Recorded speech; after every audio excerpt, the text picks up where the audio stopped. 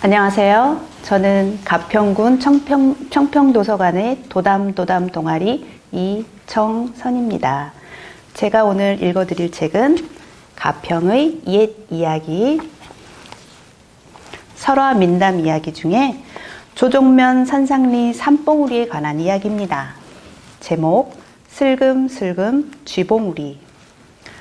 가평군 조종면 산상리에는 대대로 전해오는 이야기가 있어. 바로 전설의 잣에 대한 이야기지. 아주 오래전부터 동물들은 전설의 잣을 찾아 가평의 여러 산을 헤매었어. 이 이야기는 전설의 잣에 가까이 갔었던 어느 쥐에 대한 이야기야. 쥐는 먼 발치에 서서 한참 동안 풀숲을 쳐다보고 있었어. 저 풀숲인 것 같은데 분명 저 안에 있을 거야. 쥐는 며칠 동안 온 산을 헤매었어.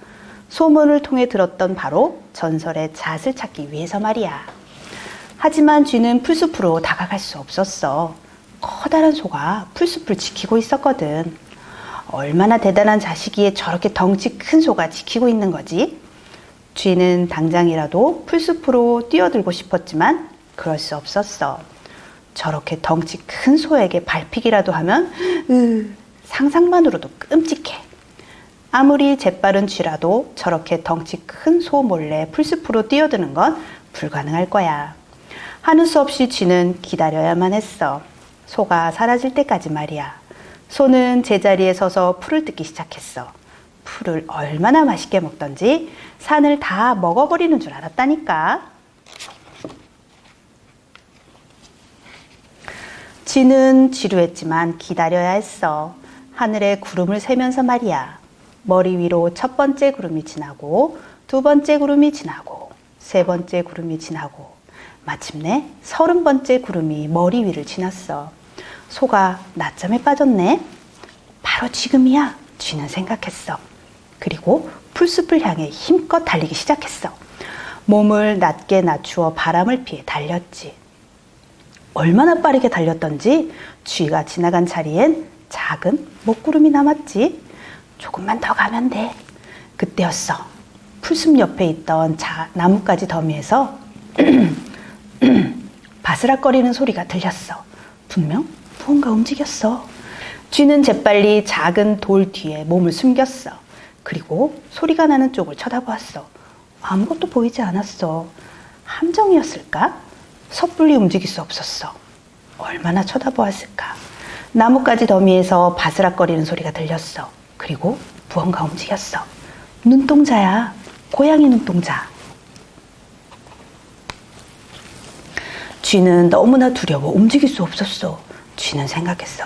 그래, 고양이가 잠시 한눈을 팔 때 풀숲으로 뛰어드는 거야. 몸을 더 낮게 낮추고 기다렸어. 기다리고 또 기다렸어. 쥐죽은 듯이 말이야. 어느덧 밤이 찾아왔어. 은은한 달빛에 고양이의 눈이 번쩍였어. 쥐는 움직일 수 없었어. 달이 지고 해가 떴어. 여전히 고양이의 눈이 번쩍였지. 그렇게 하루가 지나고 이틀이 지났어. 사흘이 지나고 나흘이 지났지. 쥐와 고양이는 한 발자국도 움직이지 않았어. 그렇게 일주일이 지나고 한 달이 지났어. 한참을 서 있던 쥐와 고양이는 결국 작은 봉우리가 되고 말았어. 풀숲도 쥐봉우리가 되었어. 전설의 잣을 품에 간직한 채 말이야. 쥐가 서 있던 자리는 쥐봉, 고양이가 서 있던 자리는 괭이봉, 풀숲이 있던 자리는 속초봉, 소가 풀을 뜯어먹고 잠든 자리에 와우봉, 이렇게 4개의 봉우리가 생기게 되었대. 모두가 잠이 든 평화로운 밤, 저 멀리 봉우리가 아지랑이처럼 아른거린다면 그건 괭이봉 몰래 쥐봉이 슬금슬금 움직이는 거래. 청평면 산상리 선앙당 이야기. 제목 마을을 지켜주는 선앙당. 혹시 선앙당이라도 들어보았니? 선앙당은 선앙신을 모시는 곳이야. 마을의 평화와 가족의 건강을 비는 신성한 장소였지만 지금은 거의 없어져 보기 힘들어. 옛날 산상리 어느 마을에 전해 내려오는 선앙당에 관한 이야기를 들려줄게. 어느 날 두 마리 말이 끄는 마차가 상천리 선왕당 앞을 지나게 되었어. 마차에는 말들이 버거울 만큼 많은 짐이 있었지. 선왕당을 지나는데 갑자기 마차를 끌던 말 두 마리가 발버둥을 치는 거야. 무거운 짐 때문에 두 마리 그만 힘에 부쳐서 균형을 잃었던 거지. 히잉 히잉 이랴 이랴, 이 말들이 도대체 왜 이러지? 으아! 말들이 두 다리를 하늘 높이 번쩍 들더니 큰 울음소리를 내면서 거꾸러지고 말았어. 말이 발버둥 치는 바람에 마부도 짐과 함께 마차 밖으로 내동댕이 쳐서 정신을 잃었어. 마부가 깨어보니 지나가던 사람들이 곁에 하나 둘 모여드는 거야. 여보시오, 괜찮습니까? 몸은 좀 어떻소? 마부는 다리가 부러졌는지 자리에서 일어나려고 했지만 꼼짝도 할 수가 없었어. 내 말들은 어떻게 되었소? 마부는 말이 괜찮은지 사람들에게 물어보았지. 말들은 죽었소. 어서 마을로 가서 치료합시다. 그러나 마부는 그 자리를 떠날 수가 없었어. 마부의 생계를 도와주었던 말을 죽은 채로 두고 갈 수 없었지. 그렇다고 죽은 말을 끌고 마을까지 갈 수도 없었어. 죽은 말의 무게는 엄청났거든. 부디 이 말들을 선왕당 앞에 잘 묻어주시오. 마부는 할 수 없이 마을 사람들에게 말을 선왕당 앞에 묻어달라고 부탁을 하고 떠났어. 그 이듬해 어느 날 나무를 실은 마차가 선왕당 앞을 지나게 되었어. 이랴 이랴, 갈 길이 멀다, 어서 가자. 그런데 갑자기 말이 무언가에 놀란 듯이 울음소리를 내더니 발버둥을 치는 거야. 그리고 바닥에 거꾸로져 죽어버렸네. 이후로도 선왕당 앞을 지나는 말들이 죽는 일이 많아졌어. 마을에 괴이한 일이 생기면서 흉흉한 소문이 가득했고 사람들은 걱정했지. 그래서 마을 회의를 열었어. 마을 어른이 말씀하셨지. 선왕당이 노하신 것이 틀림없네. 무당을 부르게.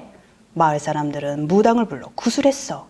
마을 사람들 모두 선왕당 앞에 모였지. 둥두둥둥둥 땡땡땡땡.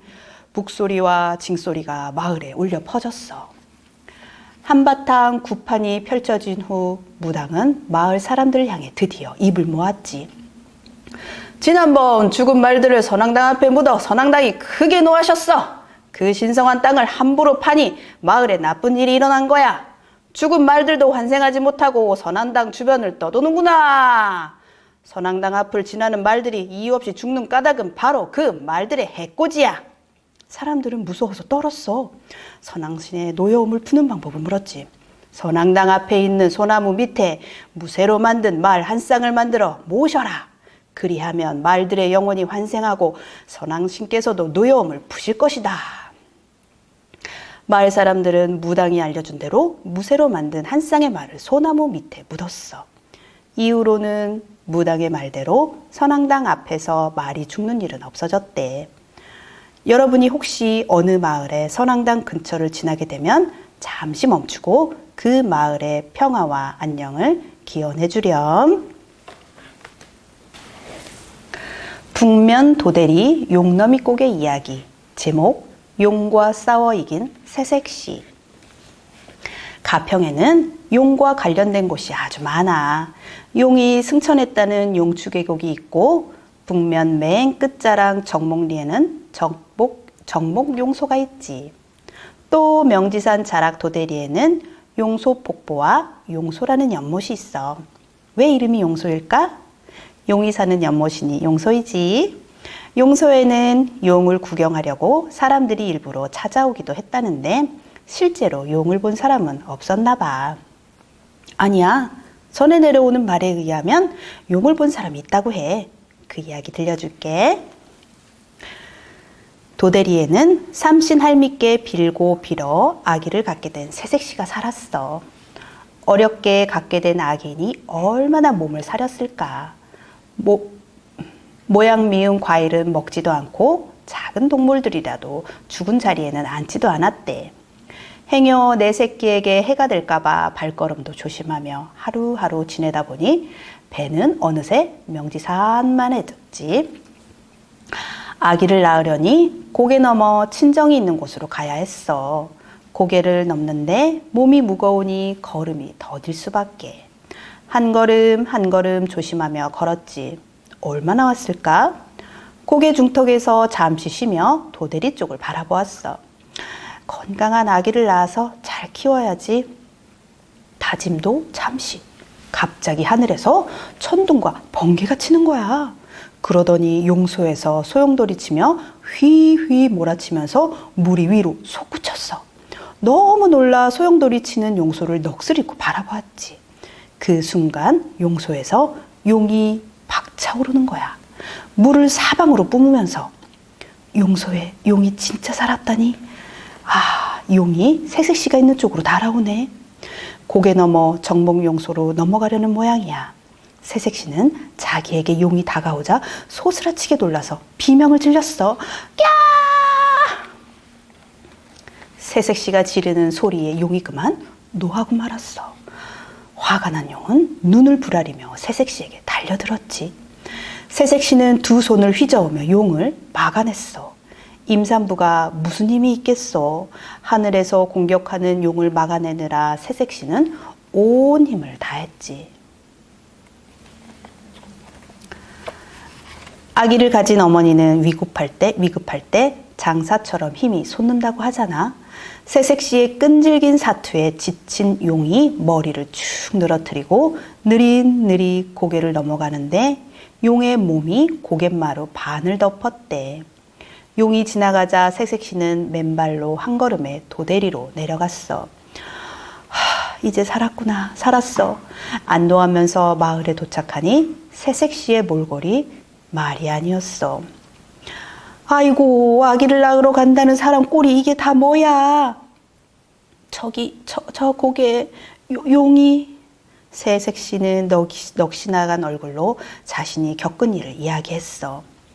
이야기가 황당하니 마을 사람들은 모두 새색시가 태몽을 꾼 것이라고 여겼어. 아기를 가지면 신비로움을 꿈을 꾼다는 이야기 들어보았지? 그것을 태몽이라고 해. 아기를 가진 새색시가 하는 이야기니 태몽이라고 생각하고 믿지 않았지. 새색시가 낳은 아기는 엄마처럼 씩씩하고 용맹했어. 무럭무럭 자라 어느덧 도대리 곳곳을 뛰어다니며 노는 나이가 되었어. 새색시는 용소에서 물장구를 치며 노는 아이를 볼 때마다 소용돌이 치는 물살을 가르며 하늘로 오르는 용이 떠올랐어. 자신을 향해 큰 눈을 부라리며 달려드는 모습이 생각나 치를 떨었지. 마을 사람들도 고개를 넘을 때마다 용과 싸워 이긴 새색시 이야기를 했대. 그리고 고개를 이렇게 불렀지. 용넘이 고개라고.